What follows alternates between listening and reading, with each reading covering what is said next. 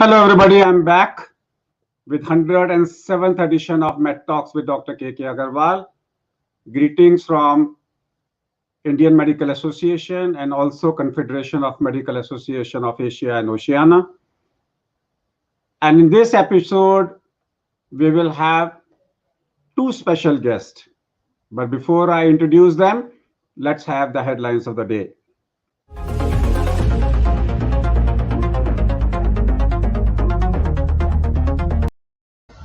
India's COVID-19 caseload went past 83 lakhs, while the number of recoveries surged to 76.56 lakh, pushing the national recovery rate to over 92%. Dr. Reddy's laboratory has won approval to conduct phase 3 clinical trials of a potential cancer drug that showed efficacy in COVID-19 patients during phase 2 trials called 2-deoxy-D-glucose oral powder will block the supply of glucose molecules to the cancer cells, and without glucose, these cells die. Europe risks being hit with further waves of coronavirus infection next year. The France Scientific Council has warned. Scientists have shown that there are multiple forms of the disease. The same different patients may present with different formats of COVID-19 as per a report published in journal Allergy. Now let's go to the subject of the day.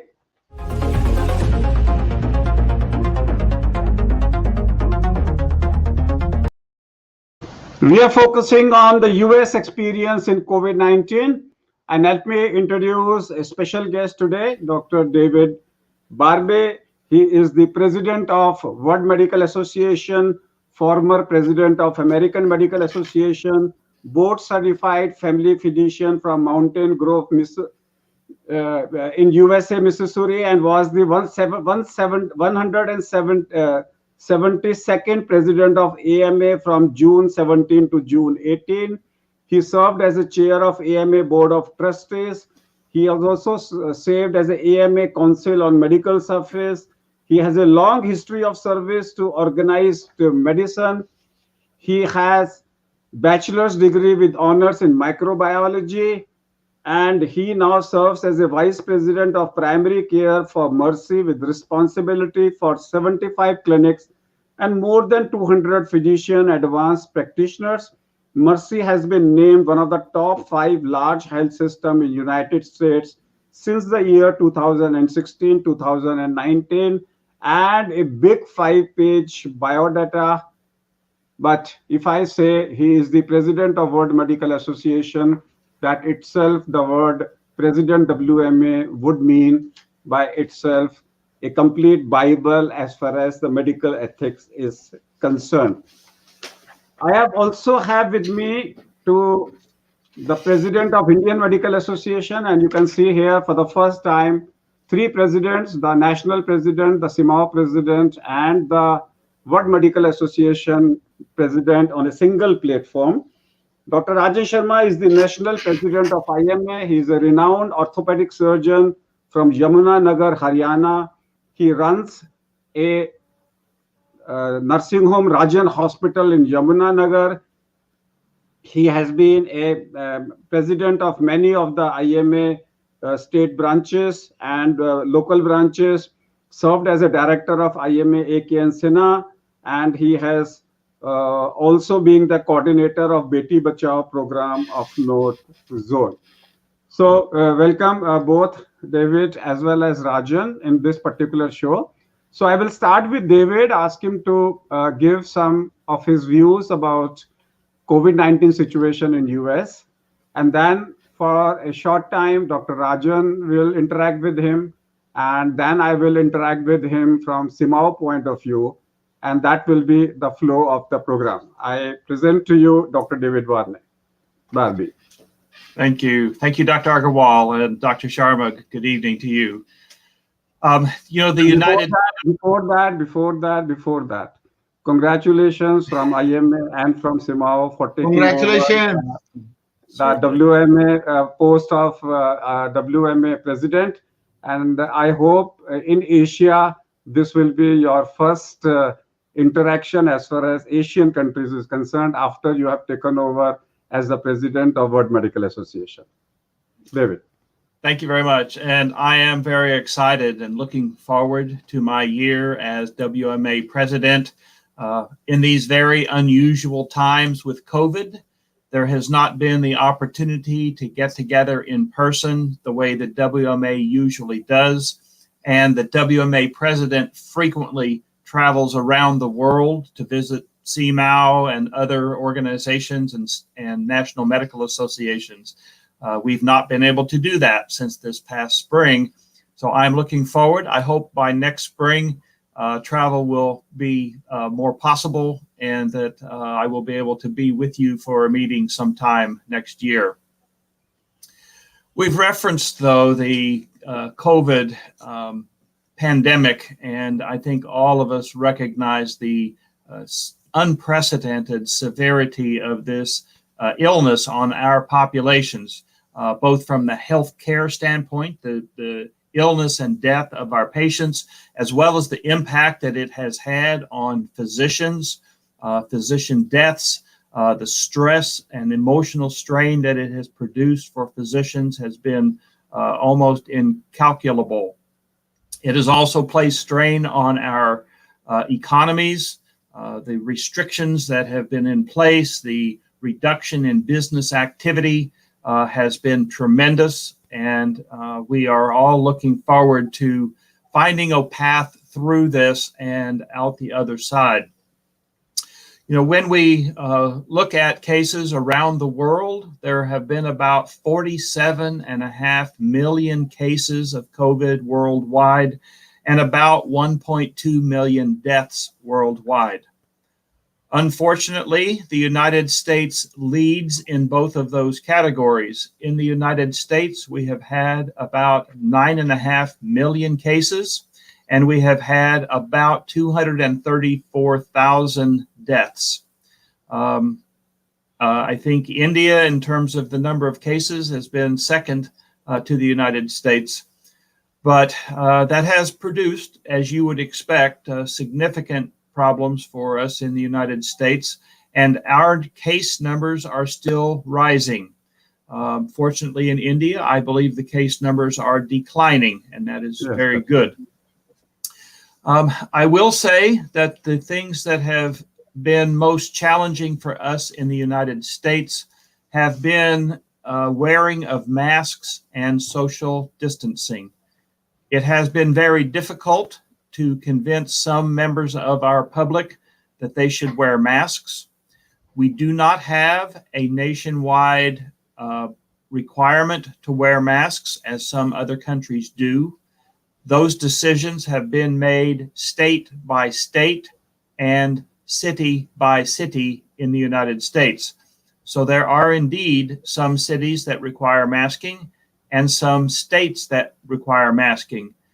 But even with that, many individuals are not wearing masks, and many individuals and groups have ignored some of the recommendations to social distance and to not gather in large groups. I think many of you have seen on television the large gatherings that President Trump has had, the political rallies. Those have been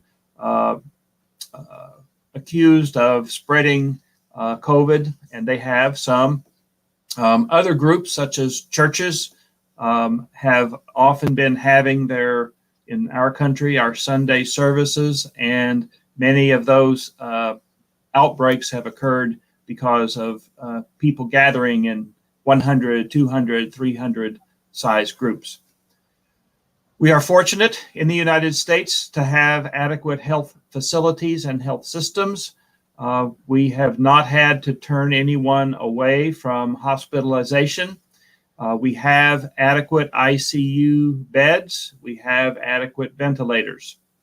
So we are reaching capacity, however, in some areas where there is a so-called hotspot and many cases in one area. Some of those hospitals are, in fact, nearing their capacity. So it continues to be a very active problem in the United States. So I'll come back to Dr. Rajan Sharma. Dr. Rajan, I would like you to have a dialogue with our WMA president. Specifically, two situations. One is the number of deaths of practicing doctors in India, and second is post-COVID violence. Dr. Rajan. Thank you, sir. Dr. KK, thank you, sir. First of all, heartiest congratulations, Dr. David, for taking over as WMA president, and hope to see you real time sometime next year once the things start stabilizing. See, I endorse your views, but India, for its population, has done remarkably well as far as management of COVID is concerned, and we have been able to manage things. The time lag between USA and India gave us ample time to prepare, whether it was PPE production, kit production, PP kits, or ventilators, or creating ICU facilities. And then IMA, which represent the single and couple doctor setups and is participating in 70% of the healthcare needs of the country, working shoulder to shoulder with the government, has risen up to the occasion to provide affordable healthcare to our citizens in this times of crisis. When COVID struck us, we at IMA could understand that this is going to affect us and our safety. And that was the purpose that we started the COVID registry. While I am talking to you, I pay my homage to 628 of my colleagues whom we have lost to COVID, which IMA maintained this register and is continually updating it. Unfortunately, other organizations like the nurses, paramedical staff, police, or the dental surgeons, we don't have the data. They have to prepare it on their own. But this issue had been hammered again and again by IMA that we are losing people. And for anybody to understand, I always used to say the general practitioner is the first point of contact and is as out of 628, 340 are general practitioners.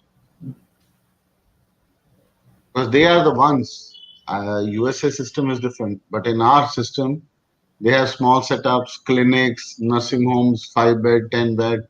They are your neighborhood friendly doctor, whom you just walk in and say, okay, fine, doctor, this is my problem. So many asymptomatic patients come up. And we have been stressing this point again and again.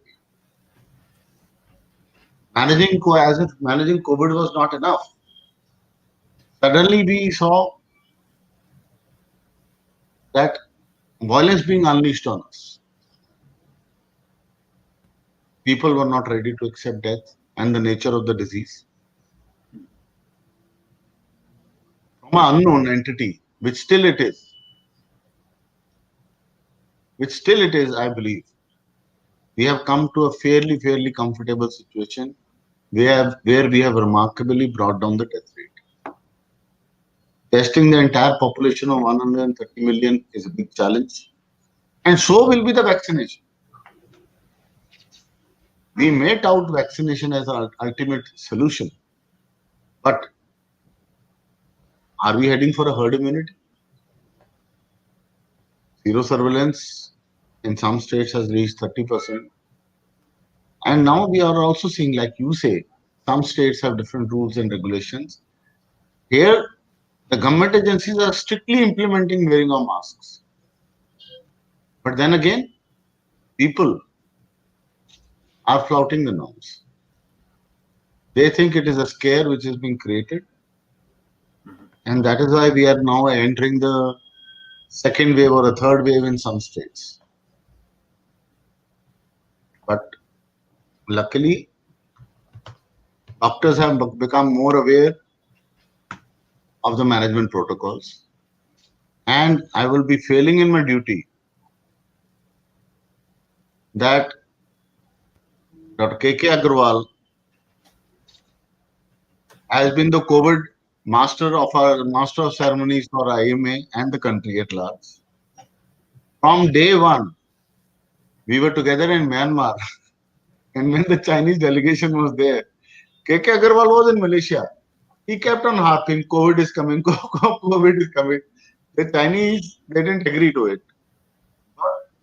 But Sir stood his ground, and we have come out with such brilliant academic knowledge at IMA through his lecture series every Saturday and somehow meetings in the morning. So, with these things, violence and I would Okay, urge you, Dr. David sir, to maintain a COVID registry world over, so that we should have the mortality rate of doctors and also the violence against doctors. We have to take it at an international level. Thank you so much. David. All yours, David. Your views on the doctors losing their lives all across the world, with the 628 alone in India, and the violence. I just want to add one thing, Dr. KK sir. Dr. David, with your permission, please. Mhm. We at IMA have launched a dedicated fund to support the doctors who have lost their life. We have issued martyrs certificate also to them, that people who are deserving and have left standalone families unsupported, we'll be providing them financial help through a crowdfunding generated at IMA headquarters. Thank you so much. David. Yes, that is wonderful. You are providing excellent support and encouragement for your physicians, and I expect other healthcare providers as well. As both of you know, at the World Medical Association General Assembly last week, we had a moment of silence, and we honored those physicians who've lost their lives in this COVID pandemic. We scrolled the names of as many as we knew on that screen during that meeting. So this is indeed a tragedy that those very physicians who are willing to serve and to go into harm's way know that some will contract COVID and that some will die. And I think that is a tribute to our profession, and therefore we should make it a tribute to those individual physicians that have become ill and have lost their lives. I will say that in the United States, we have not had as many physician deaths, but we have had a few. The other tragic part is that some of those deaths have been through suicide. Physicians facing the stress of going into the COVID ward day after day, and not only realizing that they're putting themselves at risk, but they see patients that they've cared for several days then die from the disease in spite of their best efforts. And that takes a terrible emotional toll on our colleagues and our friends, the physicians. So we need to continue to look for ways to help protect our physicians, both physically in the face of COVID, as well as emotionally, as they deal with these very difficult issues. In the last over 9 months, we at CIMAO had our first meeting on COVID on 18th of January, as Rajan has just said. And we had a meeting at Myanmar between Malaysia, Myanmar, Thailand, China, India. And all these countries we met, and we had the first meeting on COVID-19. And we had 30 weekly meetings of all CIMAO countries. Every Saturday, 9 o'clock, 9:30 in the morning, we meet. At least 7 to 8 countries participate every time. And we have been coming out with sharing our experiences of each country. And we have been coming out with lots of information. And along with IMA, we are coming out with CIMAO IMA guidelines, which are applicable to Pakistan and other neighboring countries. Just to tell a few, number one is we have identified that C-reactive protein in third world countries is the best predictor of mortality and death. We have come out with a number that if CRP is more than 10 at any time, the patient has pneumonia. We have come out with a number called CRP 10 in India. I don't know about other countries, number may differ. But in India, CRP of more than 10 is pneumonia. We have also come out that doctors are having a CT value much lower than non-doctors in RT-PCR. That means the viral load amongst doctors is much higher than amongst non-doctors. We have also found that those people who develop CRP more than 10 on third, fourth, or fifth day, and by third, fourth, and fifth day, if you crash that inflammation by giving early steroids, they behave better. That's what we are finding.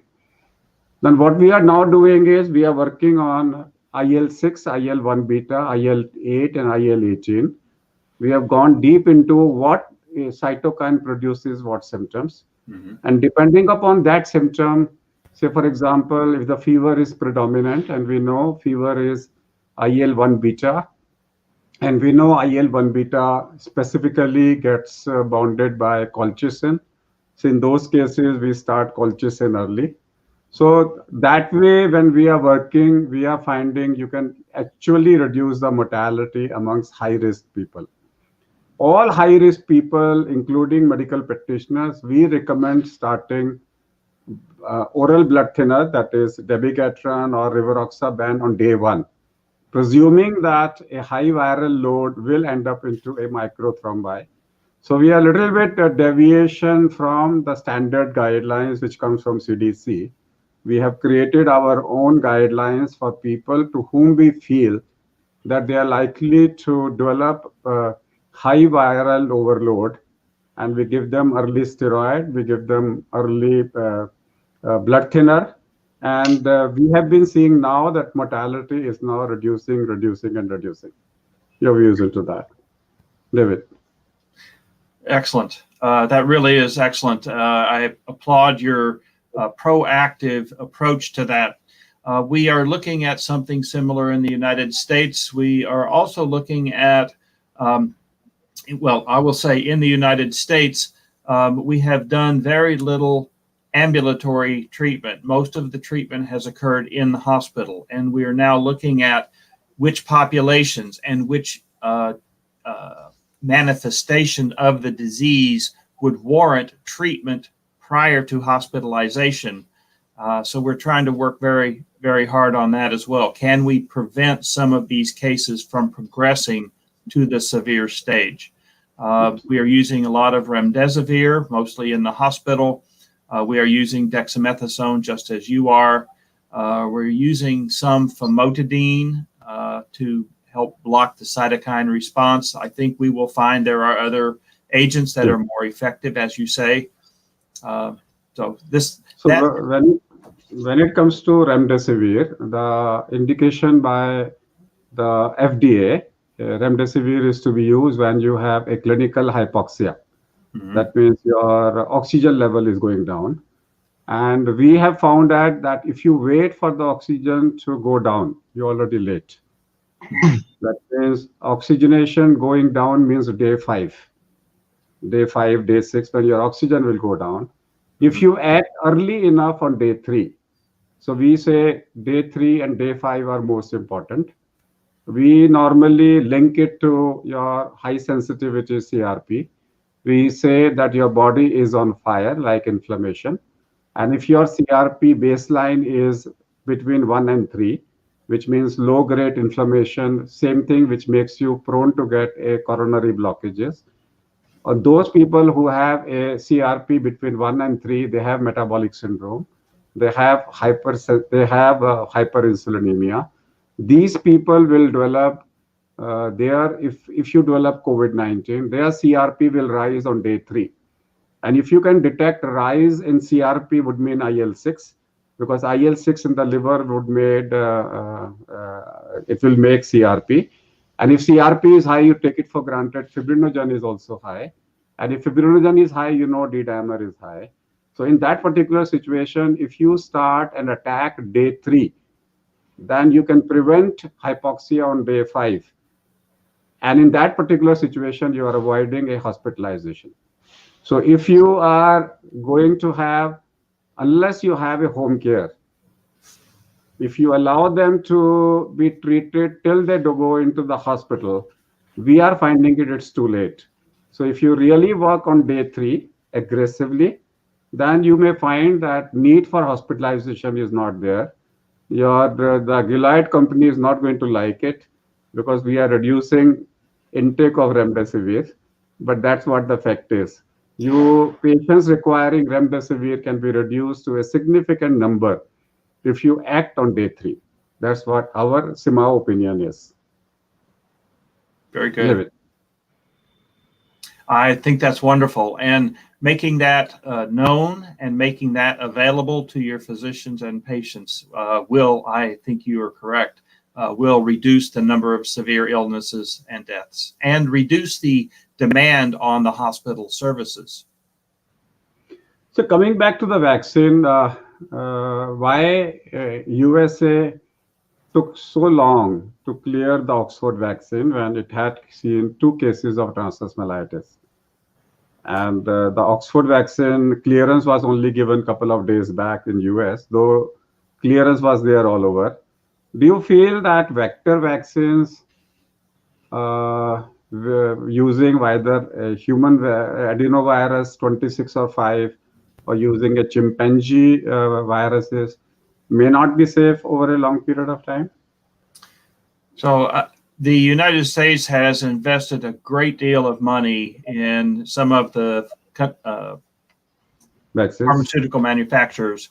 And we believe that we will see a vaccine. I think, as you suggested, many of us feel that it will probably be 50% effective. If we get more than that, that would be good.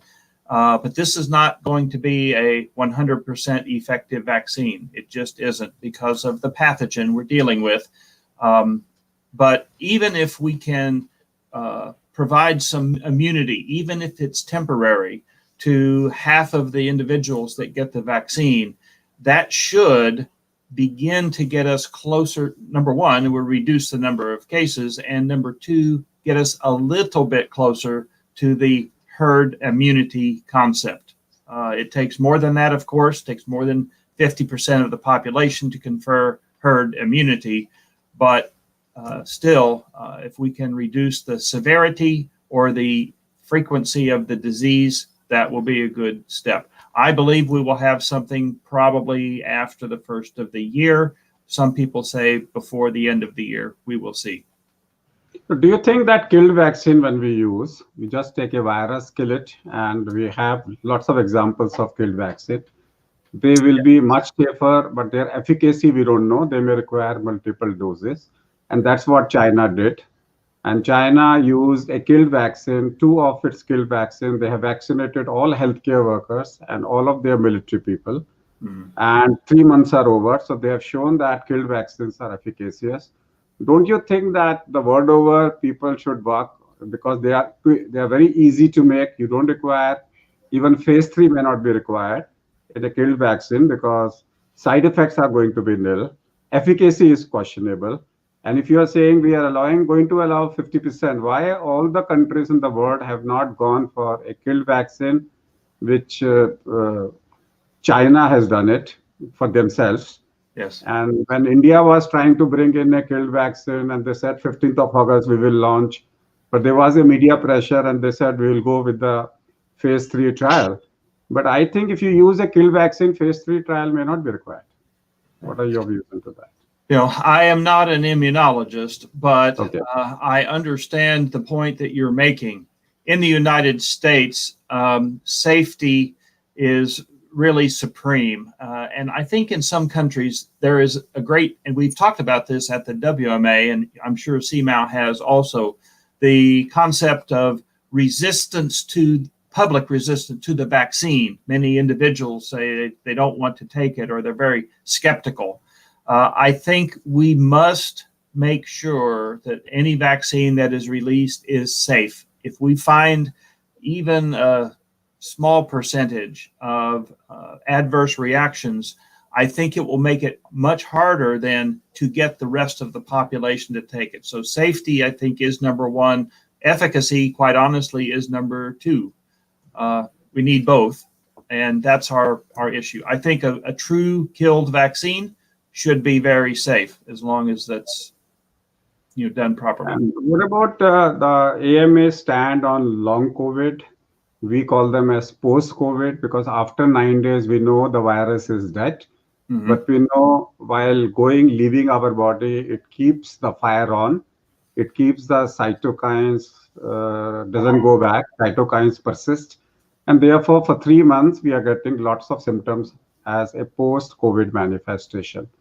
Anything new in US? Because 30% of Indians, we are having a post-COVID manifestation. People are having GI symptoms, eye symptoms, recurrent skin symptoms, and most of them have a CRP of more than 2. That means they have some persistent cytokines, some trigger comes, and their cytokine mild reaction comes. And in some, if the cytokine reaction is very, very severe, they end up into multi-system inflammatory disease. So is anything being done focused on long COVID as far as AMA is concerned? Unfortunately, not that I am aware of. We have just been treating symptomatically, not treating the, if you will, the underlying inflammation. We are recommending vitamin D. That's been seems to be helpful. As I said, sometimes the histamine blockers, particularly things like famotidine, but we have, to my knowledge, we have not had anything that was especially effective in managing those post-COVID symptoms. Specifically, we are seeing it's fatigue. And we are assuming that a segment of them, 10% of them, may end up into a chronic fatigue syndrome. Yes. And that's something which we are not been able to find out a cause. We have tried levocarnitin at a mitochondrial level. We are giving them zinc. We are giving them all types of vitamins, minerals. Yeah. But patient is just saying, I am severely in fatigue. I am tired. I can't get up. And he says rest doesn't reduce that. That's what we are seeing in India. Yes, same here. Fortunately, that is in just a small portion of the individuals. Most of the patients that I see in my practice do bounce back fairly quickly, especially if they had mild illness to begin with. You alluded to this earlier. The viral load and the severity of the illness seems to be related to the duration of symptoms, how long it takes them to recover, whether they have some of those post-COVID symptoms. Many of the patients that I see, and I'm sure that you see as well, have a very mild disease. They recover fairly quickly, and they're back to their normal routine much sooner. What is the AMA stand on opening of the schools? Rajan, here you can interact with him. What is the AMA stand and WMA stand and AMA stand on reopening of the schools and colleges? All right. So the AMA is in favor of reopening schools. The American Academy of Pediatrics is in favor of opening schools. What many communities have found is using a reduced schedule, 2 or 3 days per week rather than 5 days per week, which would be typical in the United States. That seems to allow for better distancing, fewer students in a given classroom at the same time. Some schools are isolating certain areas. Students don't mix as often during the course of the school day. So we strongly support reopening of the schools. We do recommend doing it safely. We encourage masks. Most schools require masks for the teachers, not necessarily the students, except for the upper grades. The upper grade students, high school students, probably in most cases should be treated as adults from the masking standpoint. The other thing I will say about masking, for all its benefits, it does seem to reduce the viral load. So if you are wearing a mask and you are exposed, you you are probably exposed to fewer viral particles, a lower viral load. And therefore, even if you do contract COVID, you have a greater chance, statistically, a greater chance of having a mild disease than if you were unmasked and received a greater viral load. So there are many advantages to masking. And again, back to the school setting, teachers and upper class students should be masking. Do you want to say something on schooling, Rajan? I personally agree with what Dr. David is saying, because standing and sitting in front of the online classes is creating its own psychological problems among the children. And ultimately, there is no end in sight, like the medical schools. When you are in war, you cannot close the army schools. So same is true for medical schools and other schools also.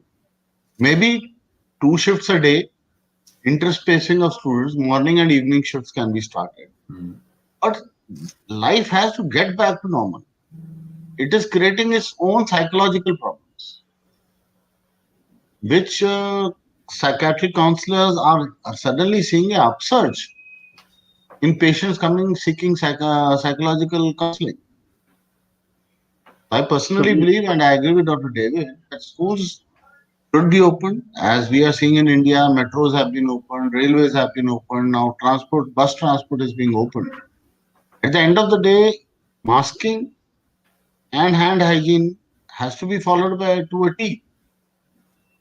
So Rajan, in one of the CIMAO meeting, we decided, suppose there is a medical college and you have 100 students in that class. So we say you divide them into 5 groups. They attend the same class, but those 5 groups they segregate themselves every day. That means they will not mix up with other 20 people. So a group of 20 sitting in the same class at 5 different locations. Wherever they go together. They will not mix up with another 80 people. This is a model which has been used in Los Angeles in the schools and has been found to be successful. So you segregate students groups within the school, within the same class, and don't allow them to mix up with others. Rajan. Sir, intention is not the class. Intention is the life in the hostel, where these 5 groups will never remain segregated. That is the biggest worry why medical schools in many parts of the country are not being opened up. Because of the hostels. So Yes. coming back to one more issue, David, and that's the issue of pool testing. I saw in one of the state in US, they were talking about that all the school children in the morning will have a pool testing of students.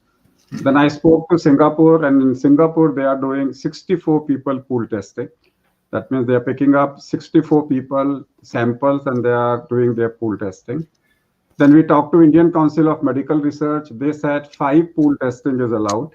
5 would mean one person has 3 samples, one nose, second nose, and mouth. So 3 into 5, 15.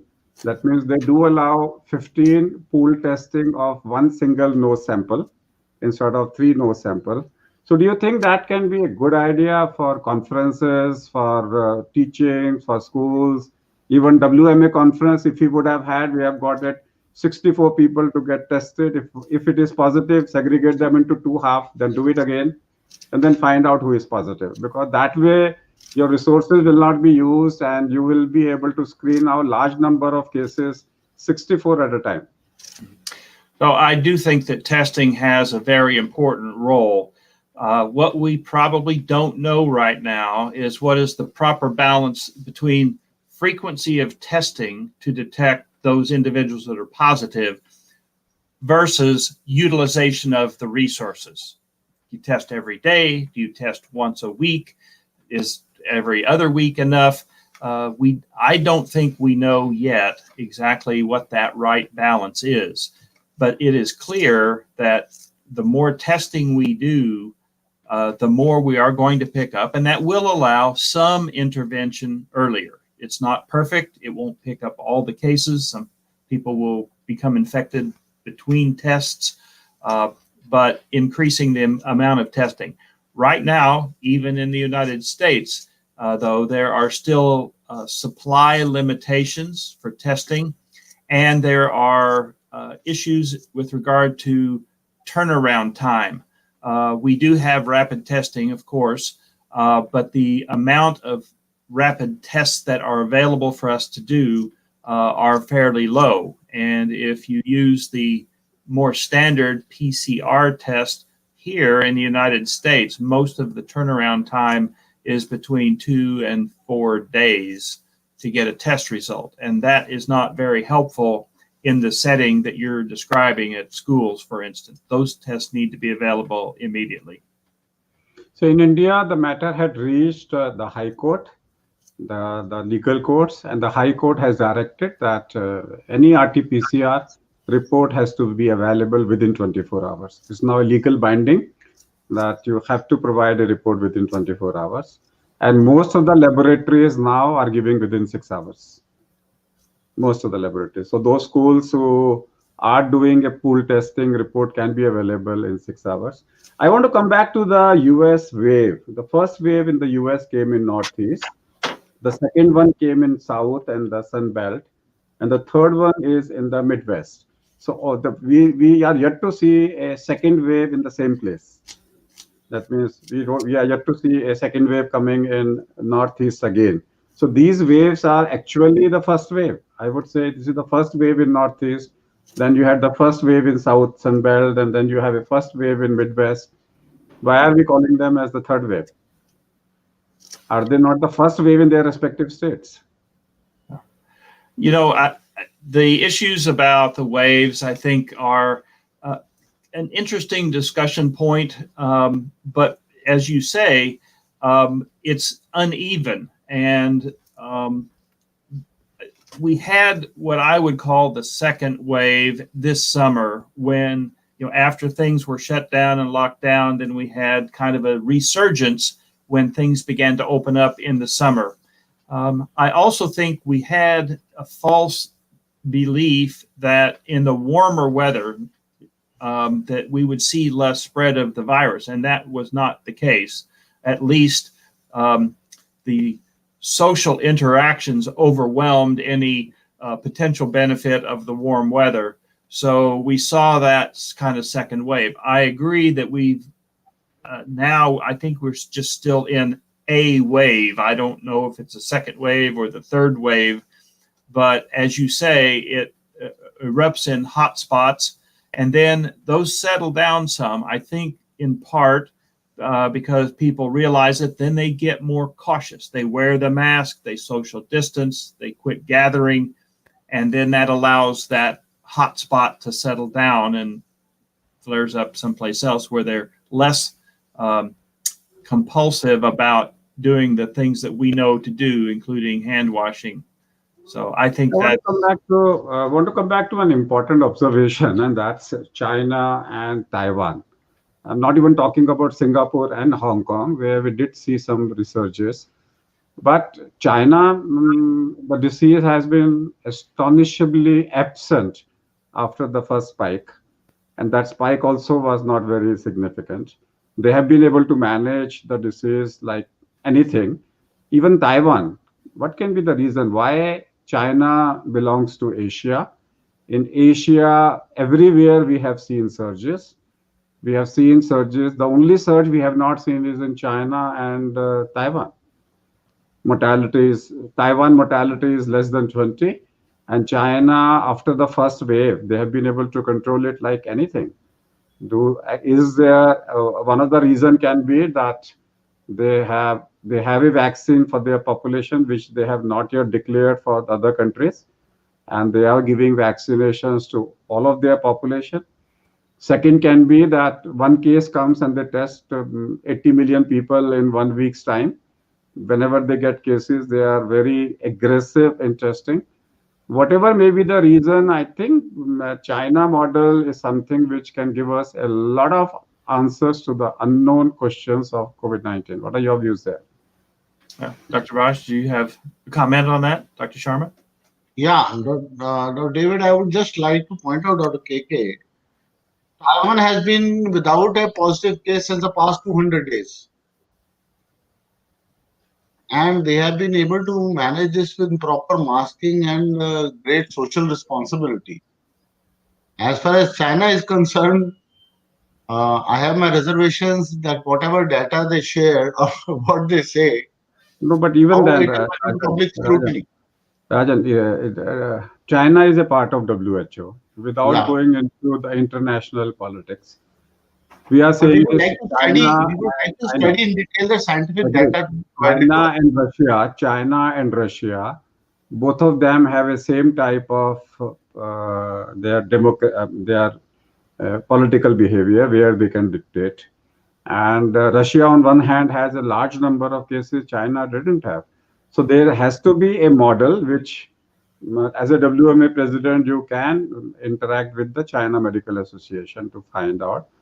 There has to be something in their model which we are missing as other countries, because they are absolutely number of cases are not there, and something has to be, because if they cannot be a odd man out as a country, because I stand corrected. they have to behave like we have a lot of China like population in other parts of the country, and they are also getting the disease all over the world. So I'm only trying, either we say that Chinese in America are not getting the disease, then we can say that China are inherently protected from COVID-19. I'm not raising any international issue. I'm not raising any political issue. I'm only trying to understand this, maybe that at a WMA level, governments will government will come back in a whenever government intervenes, there will be a politics, one China policy and that policy and that policy. But at a WMA level and CIMAO level, unfortunately, they are not our member of CIMAO. They are member of WMA. Maybe something can come out which can help the whole mankind. I don't know. I am really literally want to know the model of China, why they are so successful. In Asian models, we have seen we have countries like India, Pakistan, Bangladesh, one group. We have Taiwan, Hong Kong, South Korea as one group. We have Myanmar, Thailand as one group, and we have Saudi Arabian countries and one group. All of them have, and then New Zealand and Australia as one group. All of them are behaving together the same pattern. Whatever India is behaving, Pakistan, Nepal, Bangladesh, and Sri Lanka is behaving the same. Whatever Arabian countries are behaving, they are behaving with one pattern. Korea, Singapore, Hong Kong are behaving in one pattern. Only one country is absolutely where the corona is wiped out, practically. So something need to come out. We can learn from there. We should, all of us collectively should study and find out. Maybe they have the answer for COVID, which we are not been able to find out. I, I, I just want to you make it a statement which should not look like that we are isolating one country. But I'm impressed with China, the way they have protected their nation, the way they have done a research, the way they have come out with a vaccine. I appreciate their services, but their services are not available to any other country. Yeah, I think as you say, it suggests, it is a multifaceted approach. It is vaccines, it is masking, it is social distancing when possible. I do think that the Asian countries, because of their experience in the past with things like SARS, are more inclined and more ready to do those things that are necessary to prevent transmission of the virus. I think that is a significant part. It is probably not the only part, but I think that's much different in the West, in the United States, and even in Europe. We don't see that level of engagement by the population in doing those things that will reduce transmission. And as you say, we are not yet using any vaccine. So anything what you want to add, Rajan? Uh, I also would agree that as a point well taken, as pointed out by you, that they follow rules, Mhm. which unfortunately many of us don't do. So Rajan, if that the will data, not work alone. Rajan, that will not work alone because Russia also has the same type of ruling. And Singapore, Hong Kong, see, the rules will come much more in Saudi Arabian countries. They cut your hand if you speak a lie. If you touch, if you do I an don't know, e-ticket, sir, I if am you do a too drug, they naive cut for your that, hand. but I would definitely That like to study and get scientific amount of data. fear, amount of fear the Saudi Arabian countries have, you cannot have it in China. China still is a democratic country. What I'm only trying to say is maybe that the answer lies will at WMA. I don't know whether it comes to their domain or not, but WMA can be a neutral partner.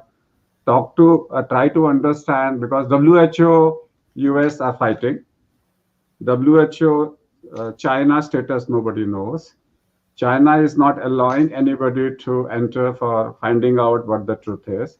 But maybe, I don't know whether it comes into the domain of WMA bylaws or not, but World Medical Association can. I have, at a CMAO level, I have been calling all the countries, they have been participating, they have been sharing. We are coming out with CMAO consensus. 30 meetings means non-stop, every week we are meeting. And we are only discussing COVID. We are only discussing COVID, and we are helping each other. We are helping the every country.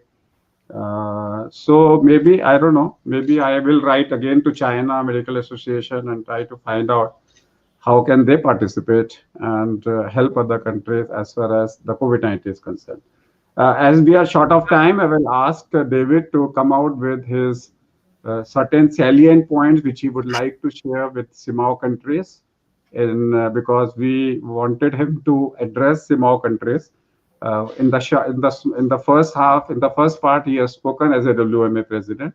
So I want him to say his message for CIMAO countries, which I will be able to present it on this Saturday morning in the morning.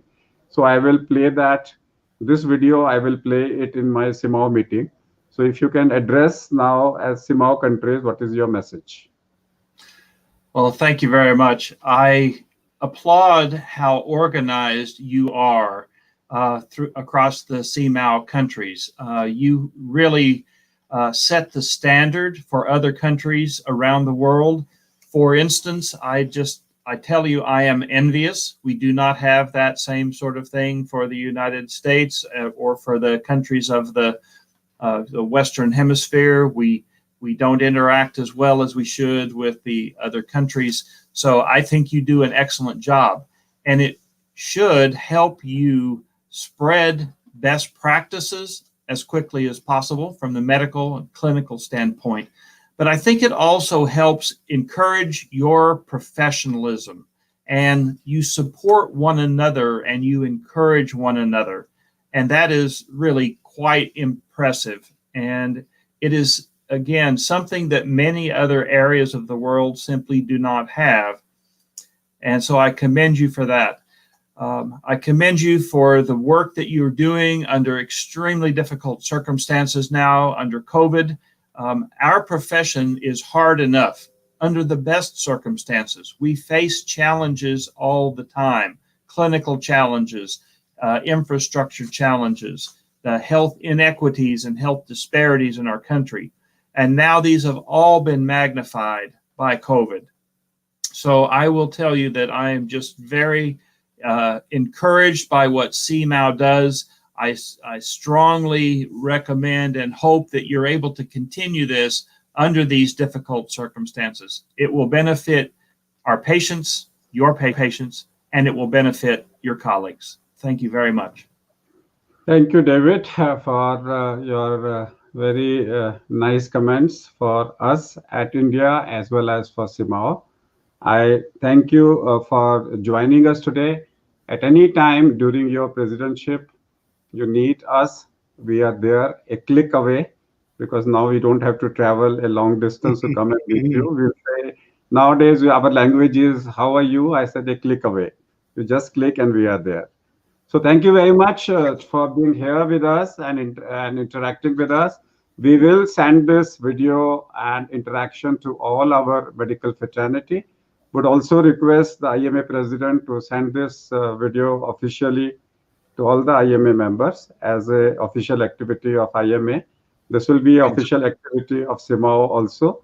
Hopefully, this also will be an official activity of WMA. And this will be like for the first time, a CIMAO president and a WMA president and a country president is participating with each other with that. And that's all for today. All my viewers, if you feel that this interaction was good, kindly share this link to all your people across the country and across the CIMAO. We'll be back tomorrow, 7 p.m. Keep watching Med Talks with Dr. K.K. Agarwal. Stay tuned. Thank you. Good morning in America and good night in India. Thank you. Thank you. Thank you, Dr. David. Thank you, KK sir. Bye-bye. Thank you. Thank you.